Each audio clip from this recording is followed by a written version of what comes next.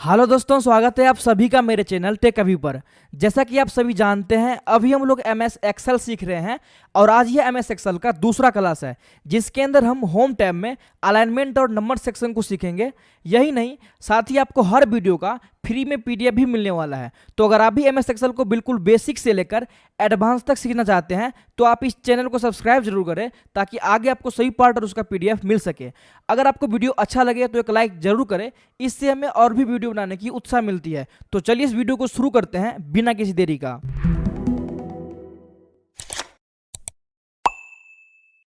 Video में आगे बढ़ने से पहले मैं आपको बता दूं, मैंने इस वीडियो के साथ एक फ्री पीडीएफ भी बनाई है जिसमें हिंदी और इंग्लिश दोनों में होम टैब के फीचर्स डिटेल में दिए गए हैं। यह पीडीएफ आपको मेरे टेलीग्राम चैनल पर मिल जाएगा और टेलीग्राम का लिंक आपको नीचे डिस्क्रिप्शन बॉक्स में दिया हुआ है, वहां से आप बिल्कुल फ्री में डाउनलोड कर सकते हैं और प्रैक्टिस कर सकते हैं। उसके बाद जो हमारा अगला ऑप्शन है अलाइनमेंट का। अलाइनमेंट की मदद से हम इन सभी को अलाइन करते हैं, लेफ्ट राइट या फिर अप डाउन। तो हम कैसे करते हैं, चलिए मैं आपको यहाँ पर बताता हूँ। सबसे पहले यहाँ पर हम इन सभी को सिलेक्ट करते हैं कुछ इस तरह से। सेलेक्ट करने के बाद यहाँ पर जाएंगे फॉर्मेट में, यहाँ पर हम रो हेड पे क्लिक करते हैं और यहाँ पर जस्ट हम इसकी साइज को थोड़ा सा बढ़ा लेंगे, फिर मैं आपको बताऊंगा, थोड़ा सा फिर आपको क्लियर समझाएगा। ओके, अभी आप देख रहे होंगे यहाँ पर जो नाम लिखा हुआ है यह सभी सेंटर में लिखा हुआ है, लेकिन अगर मुझे इन सभी की अलाइनमेंट को चेंज करनी है तो इन सभी को हम सेलेक्ट करेंगे। सेलेक्ट करने के बाद यहाँ पर हम क्लिक करेंगे। जब आप यहाँ पर क्लिक करेंगे तो यह लेफ्ट से अलाइन हो जाएगा। तो जैसे यहाँ पर क्लिक करते हैं तो यहाँ पर आप देख सकते हैं, यानी कि जो भी चीज़ यहाँ पर लिखा हुआ है वो लेफ्ट से शुरू हुआ है। अगर हम यहाँ पर क्लिक करते हैं, राइट पे क्लिक कर देंगे तो यहाँ पर आप देख सकते हैं ये बिल्कुल राइट से अलाइनमेंट हो चुका है। अब अलाइन का मतलब होता है, यहाँ पर आप देखेंगे राइट साइड से बिल्कुल ये अलाइन हो चुका है, यानी कि सभी एक समान की दूरी पर है, लेकिन यहाँ पर कोई बड़ा है या फिर कोई छोटा है। अगर हम यहाँ पर क्लिक करते हैं तो ठीक हो जाता है, और अगर हम यहाँ पर क्लिक करते हैं तो ये बिल्कुल सेंटर में रहता है। इसी तरह अगर आपको यहाँ पर थोड़ा सा ऊपर देना है तो आप यहाँ पर क्लिक कीजिए टॉप अलाइन पर। तो यहाँ पर टॉप पे क्लिक करते हैं तो जब सभी टेक्स्ट यहाँ पर देख सकते हैं ऊपर हो चुका है। और अगर हम यहाँ पर क्लिक करते हैं तो ये बिल्कुल मिडिल में रहता है। तो यहाँ पर आप देख सकते हैं, यहाँ पर भी, यहाँ पर भी, यहाँ पर भी, यहाँ पर भी बिल्कुल सेम यहाँ पर डिस्टेंस है। यहाँ पर जब हम क्लिक करते हैं तो बिल्कुल यहाँ पर नीचे चले जाता है, तो ये नीचे से अलाइन हो जाता है। तो इस तरह से आप अपने डॉक्यूमेंट के अकॉर्डिंग यहाँ पर आप यूज कर सकते हैं। फिलहाल हम यहाँ पर इसको करते हैं इस तरह से सेंटर, और यहाँ से हम करते हैं थोड़ा सा मिडिल में, तो अब थोड़ा सा यह सही लग रहा है। ओके, इसी तरह आप यहाँ पर इन सभी को सिलेक्ट करके कुछ इस तरह से फॉर्मेटिंग दे सकते हैं, जैसे कि हम सिलेक्ट किए। अब ये बिल्कुल सेंटर में है तो आप इसको कुछ इस तरह से सेंटर में ला सकते हैं। तो यहाँ से आप बस अलाइनमेंट कर सकते हैं। उसके बाद यहाँ पर दो ऑप्शन मिलता है, डिक्रीज इंडेंट और इंक्रीज इंडेंट। जैसे हम यहाँ पर क्लिक करेंगे इंक्रीज इंडेंट तो आप यहाँ पर देखेंगे ये थोड़ा सा बढ़ गया है। फिर से हम क्लिक करेंगे तो आप यहाँ पर देख सकते हैं यह बढ़ता चला जा रहा है। फिर से आप यहाँ पर क्लिक करेंगे डिक्रीज पे तो यह वापस से यहाँ पर घटता चला जाएगा। तो कुछ इस तरह से यहाँ पर हम घटा लेंगे। तो अगर आपको यहाँ पर किसी सेल के अंदर इंडेंट को इंक्रीज या फिर डिक्रीज करना है तो आप इनके अकॉर्डिंग यहाँ से कर सकते हैं। ओके, यहाँ पर हम कंट्रोल जेड कर लेते हैं ताकि प्रॉपर यह बिल्कुल फिक्स हो जाए। ओके गाइज, अब यहाँ पर जो एक ऑप्शन मिलता है आपको यहाँ पर ओरिएंटेशन का। ओरिएंटेशन का मतलब होता है आप इसे रोटेट कर सकते हैं। जैसे कि यहाँ पर हम क्लिक करते हैं राहुल शर्मा को, या फिर यहाँ पर हम करते हैं अर्जुन वर्मा को, और यहाँ पर हम क्लिक करेंगे और यहाँ पर हम सबसे पहले ऑप्शन पे क्लिक करते हैं। तो अभी आप यहाँ पर देखेंगे इसकी जो यहाँ पर ओरिएंटेशन है वो बिल्कुल चेंज हो चुकी है। ये ऑप्शन तब यूज करते हैं जब मुझे किसी चीज़ को क्लॉकवाइज या फिर वर्टिक्स यहाँ पर मूव करना होता है, यानी कि रोटेट करना होता है। यहाँ पर आप क्लिक करके आप देख सकते हैं बिल्कुल कुछ इस तरह से आ चुका है। तो इसी तरह से आप यहाँ पर बिल्कुल अपने अकॉर्डिंग यहाँ से इसको रख सकते हैं। यहाँ पर देखेंगे तो ऐसे आ चुका है। यह ऑप्शन तब यूज करते हैं जब हम कोई टेबल बनाते हैं, उसके बीच में मुझे कुछ लॉन्ग टाइप का यहाँ पर देना होता है। अब इसको मुझे वापस सही करना है, तो सही करने के लिए आपको फिर से यहाँ पर क्लिक करना है और यहाँ पर आपको क्लिक करना है फॉर्मेट सेल अलाइनमेंट।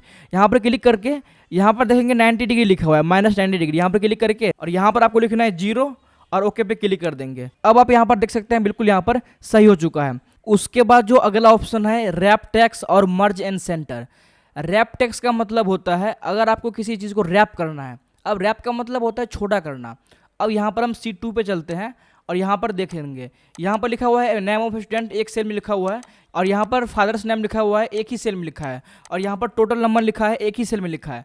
अब हम चाहते हैं कि इस सेल की साइज़ ना बढ़े बल्कि यह ऑटोमेटिक इसमें फिट हो जाए। तो इसके लिए हम क्या करते हैं, यह ज़्यादातर यहाँ पर मार्कशीट में यूज़ करते हैं। तो इन सभी को करेंगे सेलेक्ट। सेलेक्ट करने के बाद आपको यहाँ पर जाना है, रैप टेक्स्ट पर क्लिक कर देना है। जैसे आप यहाँ पर क्लिक करेंगे तो अभी आप यहाँ पर देखेंगे इसकी जो रैप टेक्सिंग है वो यहाँ पर आ चुकी है और ये एक ही सेल में यहाँ पर यह अलाइन हो चुकी है। अब आप यहाँ पर इसको सिलेक्ट करके कुछ इस तरह से फॉर्मेटिंग दे सकते हैं ताकि प्रॉपर यह थोड़ा सा यहाँ पर अच्छा लगे। यहाँ पर हम इसको छोटा कर देंगे। ओके, तो अभी आप देखेंगे यह एक ही सेल में सभी चीज़ यहाँ पर फिक्स हो चुकी है। तो अगर आपको एक ही सेल में किसी भी राइटिंग को या फिर किसी भी लेटर को एडजस्ट करनी है तो आप यहाँ पर रैप टेक्स्ट का यूज कर सकते हैं। उसके बाद जो हमारा अगला ऑप्शन है इसमें मर्ज एंड सेंटर। अब मर्ज एंड सेंटर का मतलब होता है कि सभी सेल को मर्ज करके एक सेल बना देना। जैसे कि अभी ऊपर में हम यह सभी सेल छोड़े हुए हैं। अब यहाँ पर हम चाह रहे हैं ऊपर में एक हेडिंग हो, लेकिन उस हेडिंग में यहाँ पर लिखा हो स्टूडेंट मार्कशीट, लेकिन जो हेडिंग होनी चाहिए वो एक ही सेल में होनी चाहिए, ना कि अलग अलग सेल में। तो इसके लिए हम यूज करते हैं मर्ज एंड सेंटर। जैसे कि हम यहाँ पर लिख देते हैं स्टूडेंट्स मार्कशीट। यहाँ पर हमने स्टूडेंट्स मार्कशीट लिखा। अब हम चाहते हैं ये स्टूडेंट मार्कशीट बिल्कुल मिडिल में आ जाए और ये सभी सेल सिर्फ एक सेल में कन्वर्ट हो जाए। तो इसके लिए हम क्या करेंगे, इसको सेलेक्ट करेंगे कुछ इस तरह से। जितना भी सेल को आपको एक करना है उसको आपको सेलेक्ट कर लेना है। सेलेक्ट करने के बाद आपको यहाँ पर क्लिक करना है और यहाँ पर आपको क्लिक करना है मर्ज इन सेंटर। जैसे आप यहाँ पर क्लिक करेंगे तो अभी आप देखेंगे यहाँ पर ये सभी एक ही सेल बन चुकी है और ये बिल्कुल मिड में आ चुकी है, यानी कि बीच में आ चुकी है। इसको हम और अच्छे से समझते हैं। इसको हम करते हैं कॉपी और मैं आपको यहाँ पर अगले पेज में समझाने की कोशिश करता हूँ। यहाँ पर हम क्लिक करते हैं और यहाँ पर हम लिख दिए Ctrl+V मार्कशीट, स्टूडेंट मार्कशीट, और यहाँ की साइज एडजस्ट कर लेते हैं। अब यहाँ पर हम क्या करते हैं, इन सभी को करते हैं सेलेक्ट और यहाँ पर करेंगे मर्ज एंड सेंटर। तो अभी आप यहाँ पर देखेंगे कि मर्ज भी हो चुका है, बिल्कुल ये सेंटर में है। तो यहाँ पर देखिए बिल्कुल ये सेंटर में है। उसके नीचे में एक ऑप्शन मिलता है मर्ज एक्रॉस का। अब यहाँ पर हम Ctrl+Z करते हैं और यहाँ पर हम क्लिक करेंगे और क्लिक करते हैं मर्ज एक्रॉस। जैसे यहाँ पर क्लिक करेंगे तो आप यहाँ पर देखेंगे यह पूरी एक सेल हो चुकी है, यह भी एक सेल हो चुकी है, यह भी एक सेल हो चुकी है, यानी कि यह बिल्कुल रोज बाय यहाँ पर मर्ज हो चुकी है। यानी कि एक रो ये हो गया, एक ये, एक ये। तो इस तरह से अगर आपको फॉर्मेटिंग देनी है तो आप यहाँ से कर सकते हैं मर्ज एक्रॉस से। यहाँ पर करेंगे Ctrl+Z और यहाँ पर फिर से क्लिक करते हैं। इस बार हम क्लिक करेंगे यहाँ पर एरो पे और यहाँ पर क्लिक करते हैं मर्ज सेल। यहाँ पर क्लिक करने के बाद आप यहाँ पर देखेंगे कि मर्ज एंड सेंटर में भी ऐसा हुआ था, लेकिन उसमें फ़र्क इतना था कि मर्ज एंड सेंटर में यह जो लेटर था, यह जो स्टूडेंट मार्कशीट लिखा था, यह बिल्कुल मिड में आया था। लेकिन इस बार क्या हुआ है, यह मिड में नहीं बल्कि ऑटोमेटिक डिफॉल्ट आया है। तो अगर आपको यहाँ पर बाय डिफॉल्ट करना है तो आप सिंपल मर्ज सेल करेंगे, लेकिन अगर आपको मर्ज करके इसको सेंटर में भी लाना है तो आप यहाँ पर मर्ज एंड सेंटर करेंगे। ओके, अब यहाँ पर हम जैसे मर्ज एंड सेंटर कर देते हैं। ओके गाइस, तो यहाँ पर देख सकते हैं अब मर्ज एंड सेंटर हो चुका है, यानी कि सेंटर में आ चुका है, लेकिन इससे पहले यहाँ नहीं था।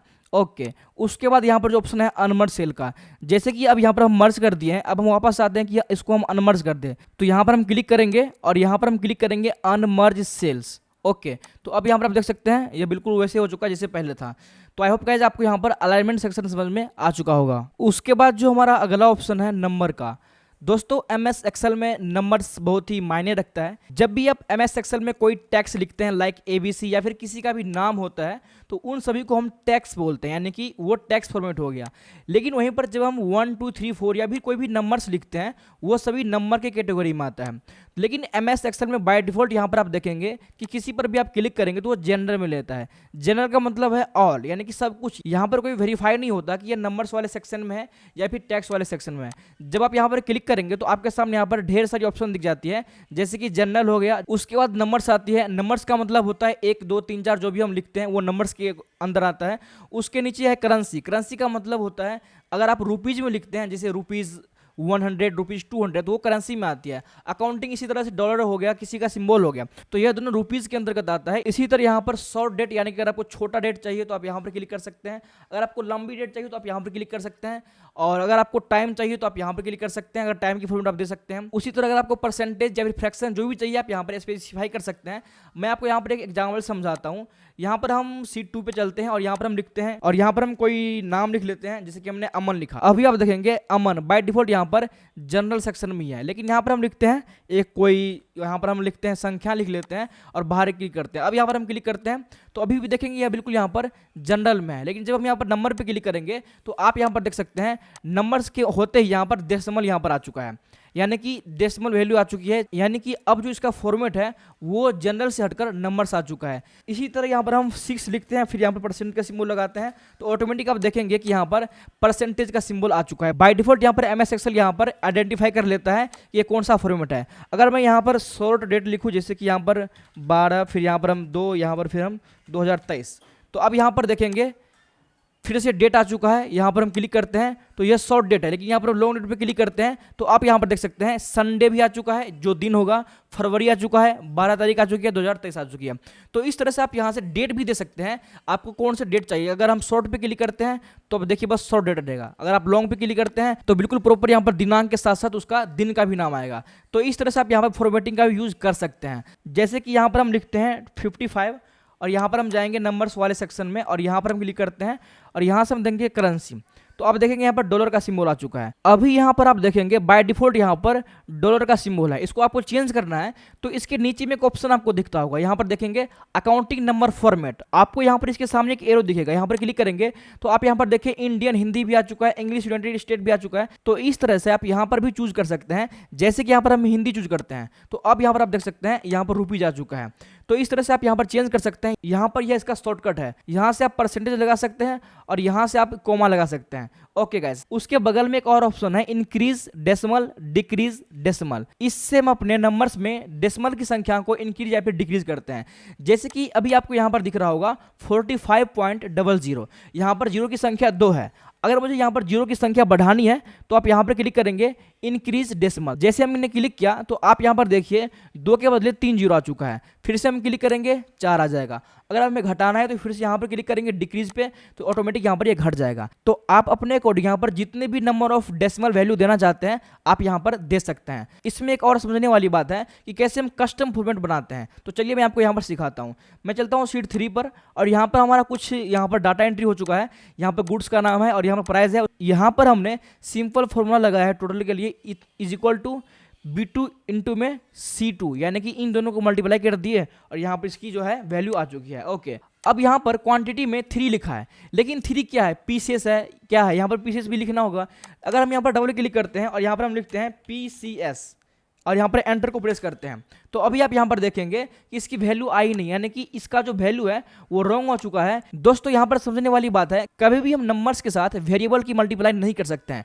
जैसे आप गणित में पढ़ते होंगे 3 into x equal to 3x होती है, उसकी एक वैल्यू नहीं होती। जैसे कि 3 इंटू 2 6 एक वैल्यू होती है, लेकिन 3 इंटू एक्स 3x इसकी कोई वैल्यू थोड़ी ना है जब तक कि मुझे x की वैल्यू पता ना लगे। तो इसी तरह से अगर यहाँ पर हम 3PCS लिखते हैं तो इसका मल्टीप्लाई यहाँ पर कैसे संभव हो सकता है। तो इसी के लिए हम यूज करते हैं एडवांस फॉर्मेट स्टाइल। ओके, हम कंट्रोल Z करते हैं, इसको हम देखते हैं कैसे यहाँ पर कर सकते हैं। सबसे पहले मुझे इस सभी को करना है सेलेक्ट करने के बाद आपको यहाँ पर क्लिक करना है। नंबर्स बगल में एक ऑप्शन मिलता है आपको छोटा सा, यहाँ पे एक एरो दिखेगा, यहाँ पर क्लिक करेंगे। जैसे यहाँ पर क्लिक करेंगे तो आपके सामने यहाँ पर एडवांस ऑप्शन ओपन हो जाती है। आपको यहाँ पर एक ऑप्शन मिल जाती है numbers alignment font border fill protection. आपको जाना है नंबर्स वाले सेक्शन में और नंबर के सेक्शन में एक ऑप्शन मिलता है कैटेगरी का। कैटेगरी के अंदर आपको मिलता है generals, numbers, currency, accounting, date, time. आप यहां से भी ला सकते हैं। सबसे नीचे में जाना है, कस्टम पे आपको क्लिक करना है। सबसे नीचे में कस्टम पे क्लिक करेंगे। जैसे कस्टम पे क्लिक करेंगे तो आप यहां पर देखेंगे कि टाइप के अंदर जनरल लिखा आ रहा है। अब यहां पर आपको इस सभी को हटा देना है, इरेज कर देना है बैक स्पेस से और यहां पर आपको लिखना है डबल हैश। तो यहां पर हम लिख लेते हैं, शिफ्ट के साथ 3 को प्रेस करेंगे, डबल हैश आ चुका है। डबल हैश लिखने के बाद आपको यहाँ पर स्पेस देना है और अब आपको यहाँ पर डबल कोलन लगाना है। शिफ्ट के साथ एंटर के बगल में जो डबल कोलन होती है उसको प्रेस करना है। जैसे आप डबल कोलन को प्रेस करते हैं अब इसके अंदर आपको लिखना है PCS। इसके अंदर हम जो भी चीज़ लिखेंगे वो सभी यहाँ पर ऑटोमेटिक यहाँ पर आ जाएगा और यहाँ पर हम डबल कोलन को फिर से बंद कर देंगे। यहाँ पर ध्यान रखेंगे, डबल हैश लिखेंगे, डबल कोलन के अंदर PCS लिखेंगे। अगर यहाँ पर हम PCS की जगह कुछ और लिखते तो यहाँ पर वही एज इट इज यहाँ पर आ जाता।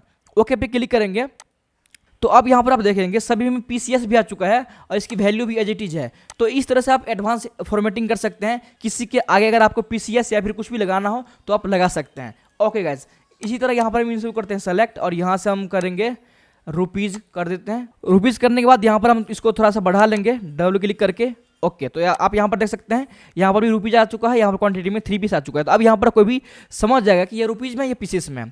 तो इस तरह से हम नंबर का यूज करते हैं। आई होप आपको समझ में आ चुका होगा। तो दोस्तों आज की इस वीडियो में हमने सीखा अलाइनमेंट और नंबर के सभी ऑप्शंस के बारे में। आई होप गाइज आपको समझ में आ चुका होगा। तो आज की इस वीडियो को हम यहीं पर खत्म करते हैं। इससे आगे हम आपको अगले पार्ट में बताएंगे, इसलिए आप इस चैनल को सब्सक्राइब जरूर कर ले ताकि आगे आपको सही पार्ट मिल सके। तो आज के लिए इतना ही, मिलते हैं किसी अगले पार्ट में, तब तक के लिए बाय बाय गाइज।